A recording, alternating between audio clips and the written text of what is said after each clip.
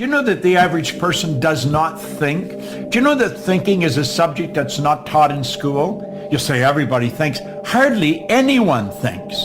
I remember Earl Nightingale used to say, if the average person said what they were thinking, they would be speechless. Do you know what we do? We confuse mental activity with thinking. That's not thinking. Listen to what most people are saying. They'd never say what they're saying if they were thinking. Watch their behavior. They'd never do what they're doing if they were thinking. In absence of clearly defined goals, we become strangely loyal to performing daily trivia until ultimately we become enslaved by it. Well, you see, that's probably what the people were doing that we surrounded by as we were little kids.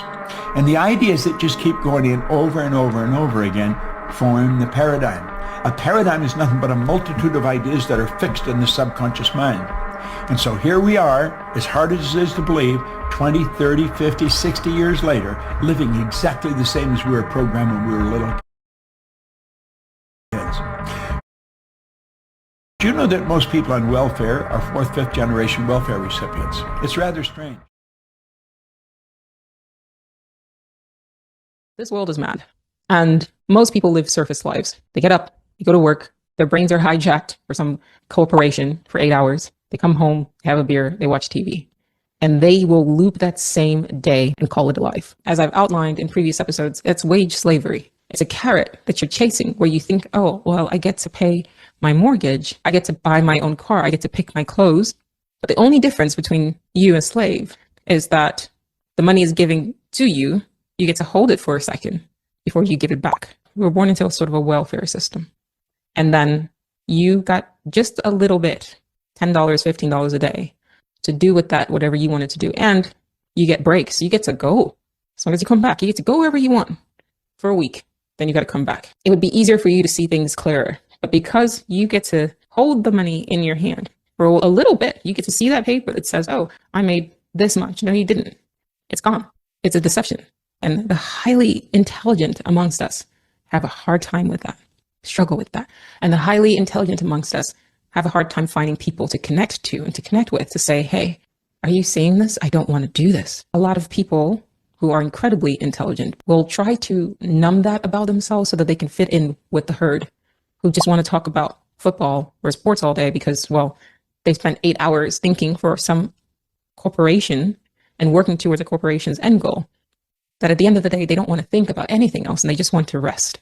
And so they turn on something meaningless and turn off their brain. And you do that enough times.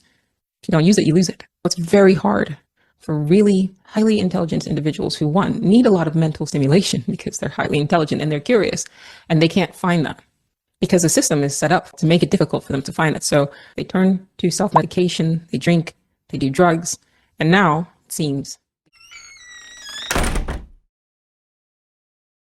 brainwash you into thinking something that is not true. You've been taught from the first day that money is scarce. But it's not scarce, it's infinite. And no matter what I say to you, you still believe this, okay? So you have to get that out of your head. Money is not scarce, it is infinite. So let's go back to the question.